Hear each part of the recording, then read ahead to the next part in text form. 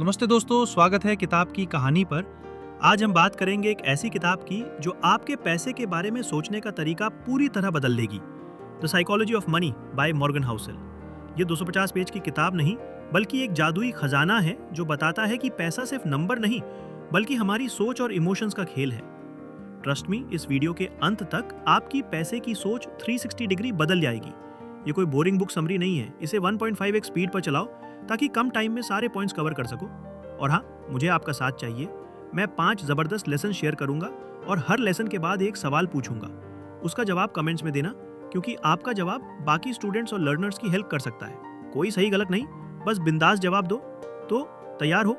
चलो शुरू करते हैं पॉइंट नंबर 1 से। पॉइंट नंबर 1, आपका फाइनेंशियल डीएनए। दोस्तों, द साइकोलॉजी ऑफ मनी कहती है कि आपके पैसे के फैसले आपके फाइनेंशियल डीएनए पर डिपेंड करते हैं। इसका मतलब आपका पैसों से रिश्ता बहुत पर्सनल है। जैसे आपका डीएनए, ये आपके पास्ट, आपकी परवरिश और आपके एनवायरनमेंट का रिफ्लेक्शन है। उदाहरण के लिए, अगर आपने अपने मम्मी पापा को बिल्स के लिए स्ट्रगल करते देखा तो आप शायद कंजूस बन जाओगे। लेकिन अगर आपको बचपन में हर बार नया स्मार्टफोन मिलता था तो आप लविश खर्चे कर सकते हो। मुझे याद है, कॉलेज में मेरे दोस्त आईफोन और केटीएम बाइक लेके आते थे और मैं अपनी पुरानी साइकिल पर। दिल में आता था, यार मेरे पास भी वैसी गाड़ी हो। लेकिन फिर मैंने सोचा, क्या मुझे सचमुच इसकी ज़रूरत है या ये बस सोशल प्रेशर है? ये रियलाइजेशन मेरे लिए गेम चेंजर था। हाउसेल इसे रीसेंसी बायस कहते हैं। हम अपने पास्ट को ज़्यादा इंपॉर्टेंस देते हैं और उसी से फैसले लेते हैं। जैसे अगर आपने स्टॉक मार्केट में पैसा गंवाया तो आप दोबारा इन्वेस्ट करने से डरोगे, भले ही डेटा कहे कि लॉन्ग टर्म में प्रॉफिट होगा। सवाल नंबर 1, आपके लाइफ का वो टर्निंग पॉइंट क्या था जिसने आपकी पैसे की सोच बदली? कमेंट्स में बताओ और बाकियों को इंस्पायर करो। पॉइंट नंबर 2, चक्रवृद्धि का जादू। दोस्तों, पैसा बनाने की सबसे ताकतवर ताकत है कंपाउंडिंग। हाउसेल कहते हैं, छोटे छोटे इन्वेस्टमेंट्स अगर टाइम दो तो पहाड़ बन जाते हैं। उदाहरण लो, वॉरेन बफेट दुनिया के सबसे अमीर इन्वेस्टर्स में से एक। उनकी नेटवर्थ 60 साल की उम्र तक सिर्फ $1 बिलियन थी, लेकिन 90 की उम्र में 100 बिलियन। कैसे? क्योंकि उन्होंने टीनएज से इन्वेस्ट शुरू किया और टाइम दिया। इंडिया में देखो, अगर आप 20 साल की उम्र से 5,000 रुपये महीना एसआईपी में डालते हो 12% रिटर्न के साथ, तो 20 साल बाद आपके पास करीब 1 करोड़ हो सकता है।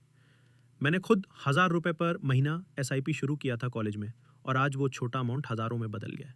लेकिन हमारी प्रॉब्लम क्या है? हम इम्पेशेंट हैं। हम चाहते हैं तुरंत रिजल्ट। याद रखो, कंपाउंडिंग एक बेर के पेड़ की तरह है। धीरे धीरे बढ़ता है, लेकिन एक दिन विशाल हो जाता है। तो आज से शुरू करो, भले छोटा अमाउंट हो। सवाल नंबर 2, आपने कभी छोटा इन्वेस्टमेंट शुरू किया? या अगर शुरू करोगे तो कितने से शुरू कर सकते हो? कमेंट्स में शेयर करो। पॉइंट नंबर 3, खोने का डर। दोस्तों, हाउसेल कहते हैं कि हमें पैसे कमाने की खुशी से ज़्यादा खोने का डर सताता है। इसे नेगेटिविटी बायस कहते हैं। उदाहरण लो, 2008 की मार्केट क्रैश में लोग डर के मारे अपने स्टॉक्स बेच देते थे और लॉस लॉक कर लेते थे। लेकिन जो रुके, उन्होंने लॉन्ग टर्म में लाखों कमाए। मुझे याद है, मेरे अंकल ने एक बार शेयर मार्केट में 50,000 रुपये गंवाए। उसके बाद वो कहते थे, बस अब कभी इन्वेस्ट नहीं करूंगा। लेकिन अगर वो डर को कंट्रोल करते तो आज उनकी वेल्थ कहीं ज़्यादा होती।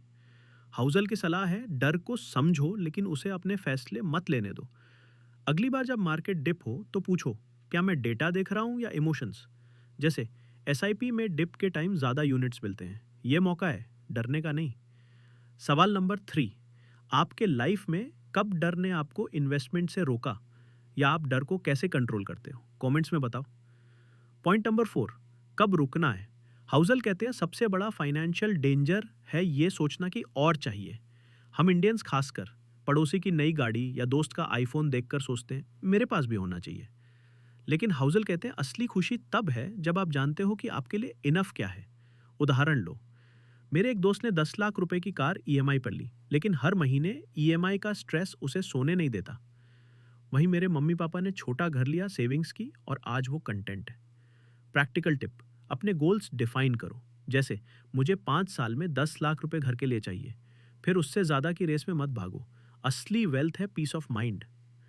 सवाल नंबर 4, आपके लिए इनफ का मतलब क्या है? कितना पैसा आपको सेटिस्फाइड करेगा? कमेंट्स में लिखो।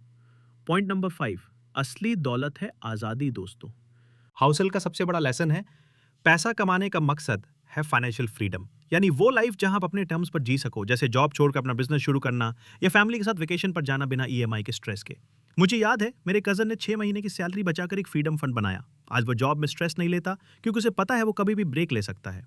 हाउसल कहते हैं असली वेल्थ है टाइम और चॉइस का कंट्रोल।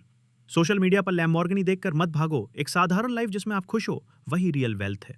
सवाल नंबर 5, आपके लिए फाइनेंशियल फ्रीडम का मतलब क्या है? कमेंट्स में शेयर करो। तो दोस्तों ये थे द साइकोलॉजी ऑफ मनी के 5 जबरदस्त लेसन्स।